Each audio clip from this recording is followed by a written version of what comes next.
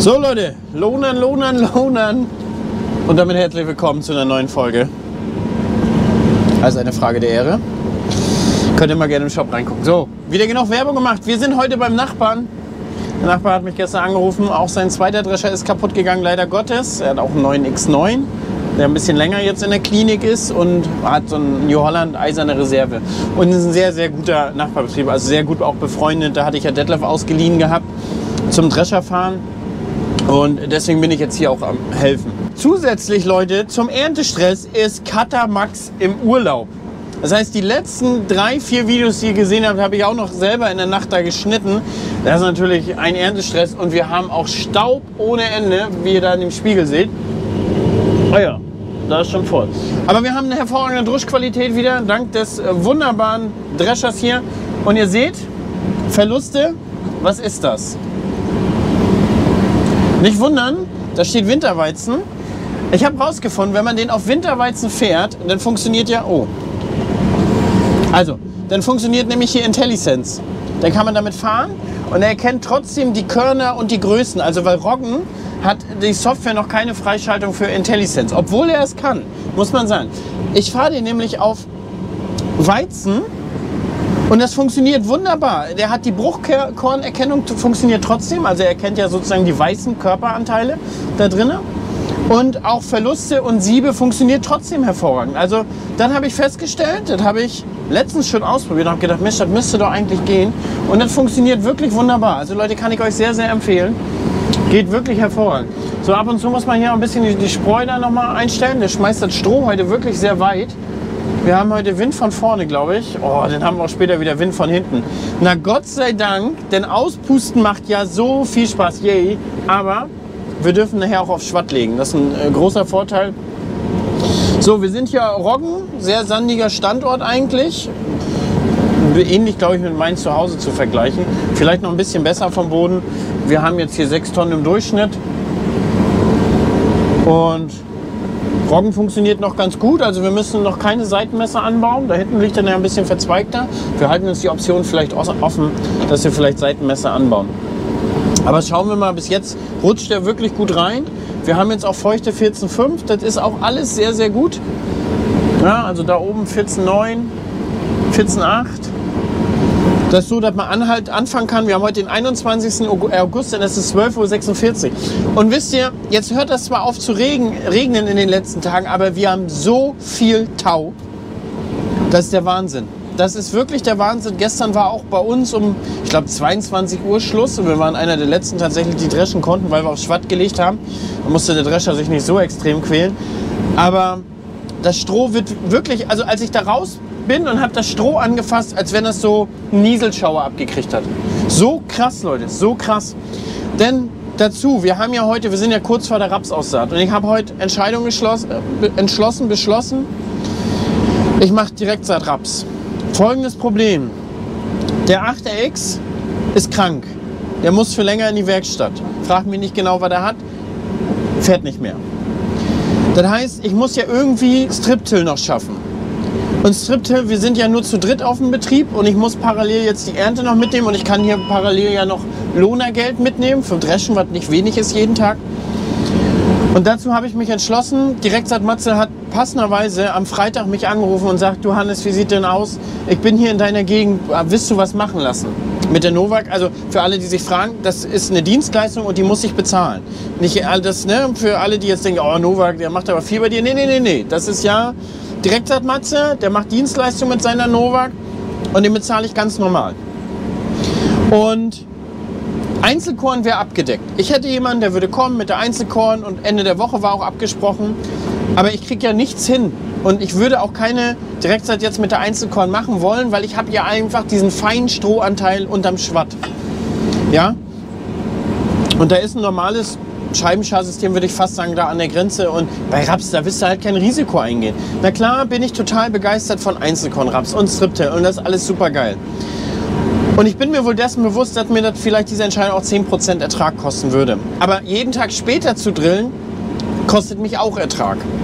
Ja, also dieses Jahr zieht sich alles sehr extrem. Na klar, ich hätte vielleicht keinen Lohn annehmen müssen, Aber unterm Strich verdiene ich mit dem Lohn mehr als mit den 20 Hektar Raps, die ich machen möchte. Die 20 Hektar Raps mache ich jetzt eigentlich nur, ich könnte es ja auch mit Sonnenblume quer kompensieren. Die mache ich ja eigentlich nur, weil ich gerne die Menge fürs Öl haben möchte. Und wir machen mit LG einen ganz interessanten Versuch über die Fläche, da wo die Erbsen waren.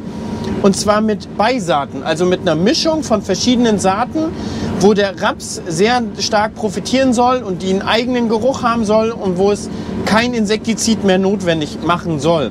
Da gibt es ein paar Versuche drüber, die sind alle sehr vielversprechend, die ernten alle Durchschnitt damit. Ja? Und das ist natürlich ein Ansatz, den wir wirklich verfolgen wollen. Ich hätte das jetzt so gemacht, ich habe ja die U-Drill noch auf dem Hof, ich hätte das mit der U-Drill vorgedrillt und hätte einen Einzelkorn rübergepackt. So. Aber jetzt mit der Nova können wir natürlich alles in einen Tank machen und ich kann ja trotzdem Unterfußdünger beimischen. Ich gebe auch Unterfußdünger da. Also ich habe noch Schwefelsaures, ja, und das packe ich damit zu, damit er sich auch wirklich gut entwickeln kann. Ja, ich glaube, das entspricht hier auch so ein bisschen meinen Sandbergen hier. Ein bisschen dünner geht es auch gleich runter auf 3 Tonnen. Also, das ist der Plan. Direktsaat mit der Novak. Ich meine, nichtsdestotrotz, die Direktsaat-Matze hat dieses Jahr 4 bis 5 Tonnen Raps geerntet. Klar, besserer Standort so, aber es geht ja. Meine Böden sind vielleicht noch nicht so bereit für so einen krassen Versuch. Für Raps ist ja wirklich schon ein krasser Unterschied, aber ich will es machen. Ich will es einfach machen, Leute. Ich habe auch mit Jan telefoniert, das ist dieses Jahr auch, er sagt auch, Mensch, er hat Flächen vorbereitet für Einzelkorn und jetzt haut dies nicht hin, das nicht hin, wird da ein bisschen von Lona versetzt und alle sind angespannt momentan, Leute. Ihr könnt euch das vorstellen, alle sind angespannt. Es muss alles parallel laufen. Die Ernte, Wetterumschwung ist gemeldet. Ich meine, ich habe jetzt nur noch 50 Hektar zu dreschen. Ja, und wenn alles halber, kriege ich das auch relativ zügig runter. Aber es gibt ja auch größere Betriebe hier, die teilweise noch 1000 Hektar und 1000 Hektar Raps und sowas zu stehen haben. Das ist natürlich dann Hardcore, ne? Das könnt ihr euch vorstellen. Weil hier, glaube ich, kommt auch noch Wildschaden dazu. So, ich glaube, ich würde jetzt hier umdrehen, nochmal andersrum zurückfahren. Dann kann ich nämlich beim Fahren abbunkern. Die Waldkante vielleicht ein bisschen später, die ist auch ein bisschen beschattet. Dann ist das bis dahin noch ein bisschen trockener, muss ich den Betrieb ja jetzt hier nicht Feuchtigkeit reinhauen.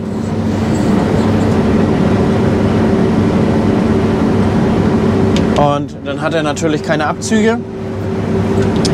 Und ihr seht selber, hier neben ist Brache. Ist schon sehr mager hier der Standort. Ja, nichtsdestotrotz, ich muss mir nachher auch gleich noch eine neue Halterung hier für die Kamera bestellen, dass ich euch wieder an die Scheibe napfen kann, damit ihr sozusagen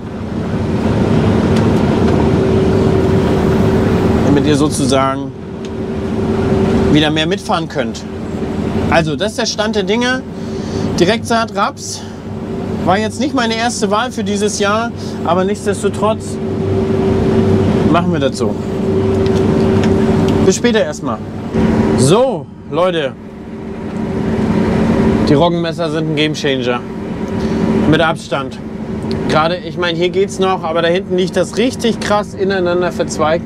Schiebt sich die ganze Zeit oben an der Kante da auf. Ne? Haben mir schon so viele jetzt geschrieben, nachdem wir das hier im Stream publik gemacht haben, dass es mit Roggenmesser, mit Rapsmessern so gut geht. Jetzt kriegen wir so viel positives Feedback. Und es sind auch viele, sagen jetzt, ja, es schneidet ja aber Ehren ab. Naja, die ihr abschneidet, die bleiben ja im Gemenge und kommen hier auf den Tisch rauf. Und die anderen hängen sozusagen auf der anderen Seite. Das ist ja so ineinander verzweigt. Und das ist aber ein Gamechanger. Damit haben wir richtig homogen Gutfluss und können den Drescher richtig vernünftig beschicken.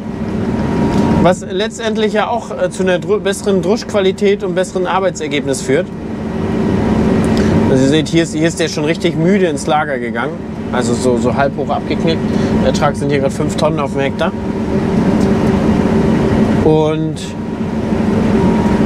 drischt sich eigentlich ganz gut, weil er richtig mürbe schon ist. Hat sich auch mit Häcksler richtig gut gedroschen. Also es ging durch wie Sau. So, ich habe für euch auch die Scheibe geputzt. So sieht das jetzt aus. Auch eine schön saubere Qualität. Hier haben wir natürlich genug Material, was durch den Drescher geht. Deswegen ist das auch hier so vernünftig sauber. Aber wir haben hier bei den Stellen ein bisschen Lager. Das ist tatsächlich auch, wo der Boden ein bisschen besser ist. Haben wir dann auch ein bisschen Lager, müssen wir ein bisschen langsamer fahren. Aber nichtsdestotrotz, schönes Ergebnis. Ich habe jetzt hier knapp 10 Hektar weg. Durchschnittsertrag geht jetzt auch immer mehr nach oben. Also ich fahre die ganze Zeit zwischen 6, 7, 8 Tonnen. Geht jetzt immer weiter nach oben. Gut. Achso, was man natürlich auch sieht, hier der wächst natürlich auch langsam aus. Also da, wo er jetzt unten liegt und da ist noch ein Tier rüber gerannt, da wächst er dann auch langsam aus. Aber es ist natürlich so trocken und windig heute. Wir haben jetzt feuchte 13, da das hier auch richtig gut vorangeht. Haben wir einen Maulwurfshaufen da noch mitgenommen. Und auch mit Fahrgassen. Also es ist ein schöner Acker, ist auch ein guter Landwirt, muss man sagen. Alles schön Steine abgesammelt, ganz glatter Acker. Wir sind ja auch mit Geras den Bestand gefahren. Ein bisschen, vielleicht 5 cm sind die Fahrgassen tief, aber alles gut. Und drischt sich natürlich hervorragend. So kannst du Lager auch vernünftig aufnehmen, ne? Wenn die Flächen ganz eben sind. Wenn du immer Erde aufschiebst, weil nichts gerade ist natürlich auch nicht schön. Gut, Leute, ballern. So, haben wir Ton? Wir haben Ton. Also, ich mache jetzt hier einen neuen Anstich. Was ich euch jetzt zeigen wollte, seht ihr da über der Kante bei der Haspel, wie sich das da hochschiebt und dann rutscht es am Ende, ja jetzt wird es reingezogen, aber dann staut sich da Neues auf, dann kommt es immer sehr schwungweise. Guckt mal auf der Seite. Seht ihr den Unterschied? Wie da das einfach hervorragend reinfällt und durchgeht? Zumal die Seite jetzt auch schlimmer betroffen wäre, weil es sich da über das Schneidwerk rüber in diese Richtung, also in diese Richtung hängt und da vom Schneidwerk weg, weil es ja so ein bisschen schräg liegt. Leute, gönnt euch Roggenmesser. Aber dieses Jahr ist es auch so, aus dieser Seite kriege ich den Bestand auch wenig gleichmäßig rein. Ob ich mit Haspel fahre, ohne Haspel, Tisch weit vorne, dicht vorne, kannst du relativ viel umherprobieren. Das ist einfach teilweise zu verzweigt, zu verknotet der Bestand. Haben mir aber tatsächlich auch schon welche auf Instagram geschrieben, dass es dieses Jahr echt schwierig ist. Finde ich auch. Von der anderen Richtung ist der Gutfluss wieder ein ganz anderer. Von der anderen Seite ist es wieder deutlich besser. Interessanterweise wäre es jetzt mal interessant, hier mal ein Draper-Schneidwerk zu fahren, ob das bei so einem Problem auch besser geht. Ansonsten habe ich da, was ihr da seht, relativ viel Lagergetreide jetzt weggenommen. Hier sind jetzt noch die restlichen Ausläufer. Geht aber gut. Also ist nichts liegen geblieben, ganz wenig. Habe ich gut aufnehmen können. Ist auch ganz glatter Boden hier. Und ja, ertraglich seht ihr selber. Da seht ihr, 7,5 Tonnen sind hier gerade, wo wir fahren. Bei 13% Feuchte. Geht also gut voran. Da, jetzt seht ihr das? Da stockt das wieder in der Ecke. Und das ist grundsätzlich das Problem, was wir hier haben. Und ob wir nur mehr oder weniger Haspel nehmen, wir können sie jetzt runternehmen, dann schubst ihr das da weg. Aber teilweise hast du dann andere Probleme, dass er die Pflanzen ein bisschen mit hochzieht und manchmal nimmt die Haspels auch auf und dreht das dann in die Runde mit. Also ist nicht perfekt und keine ganz schöne Lösung. Morgen mache ich noch diesen Schlag hier fertig und dann fahren wir wieder bei uns. Also entsprechend schöne Neuigkeiten.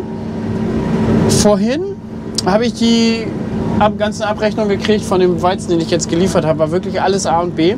Hervorragend. Also was ich euch sagen kann, Akzent hatte sehr gute Fallzahlen und gutes Protein. Charakter hatte enorm hohes Protein, der war teilweise 14% Protein, hatte aber ein bisschen zu wenig Fallzahl gehabt.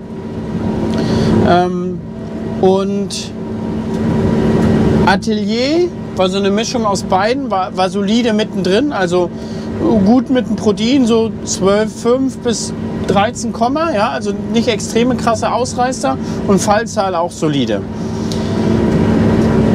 Gestern der Informer bestätigt einfach so das, was ich auch letztes Jahr von dem gesehen habe. Informer schafft so partienweise den B, weil teilweise fehlt es ein bisschen am Protein, 11,9 hätte. Der Handel hätte mir das als B durchgenommen, weil 12 wäre die Grenze. Und Fallzahl ist so 2,35, aber auch mal bis 2,15 runter. Ja? Also nicht solide, von daher wird Informer, denke ich mal, bei mir rausgehen, weil auch ertraglich die anderen absolut mithalten können. Charakter war gefühlt sehr überzeugend. Ich muss das alles nochmal auswerten. Ich muss das auch alles mit den Hängern und nochmal vergleichen, wann wir was gefahren haben, zusammen mit der Ertragskartierung und dann zusammen mit den Werten.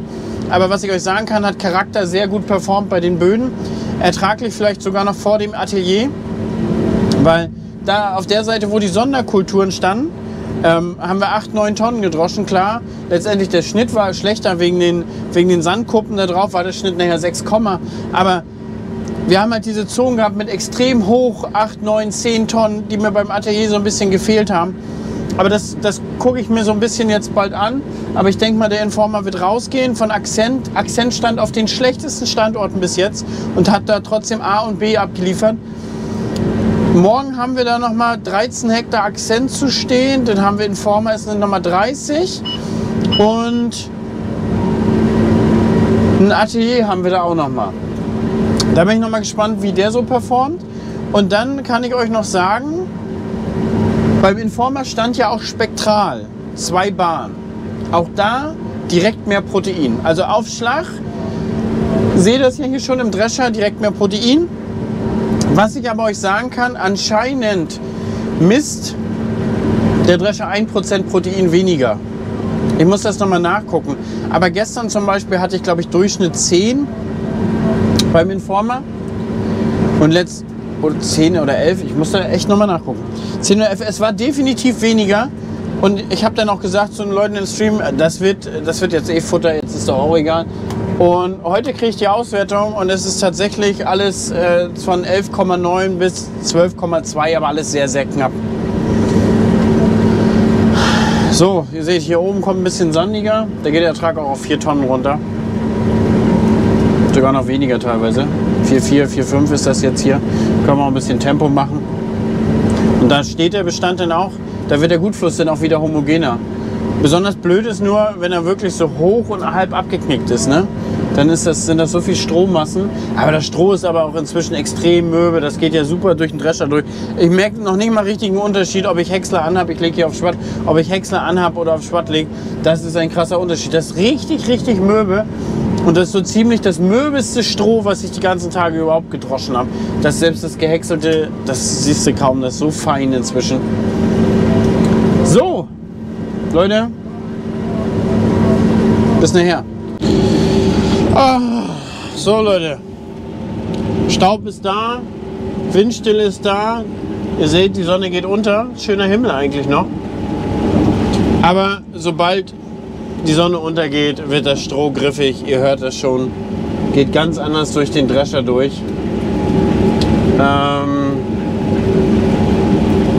Wie viel haben wir jetzt weg?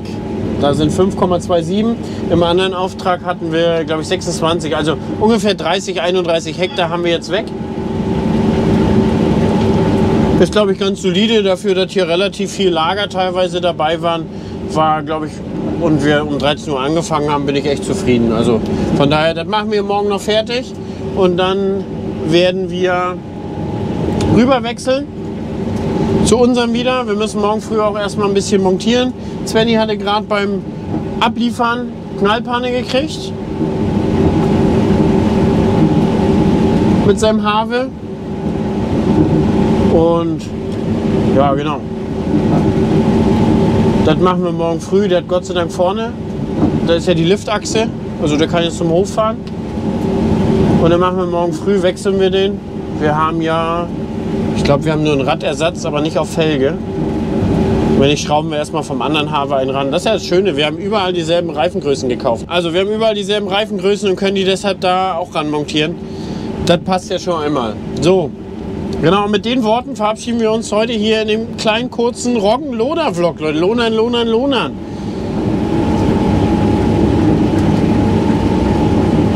Ah, nascht das noch gut weg. Hier ist auch ein schön homogener Bestand, den er gut wegnascht. Definitiv. Aber es drischt sich jetzt auch langsam schon nicht mehr gut aus. Ihr hört es ja, das poltert. Und man sieht es am ersten auch am Stroh. Wenn das anfängt schon so ein bisschen nach mehr auszusehen, dann wird das Stroh auch gleich feucht, ne? Bis dann.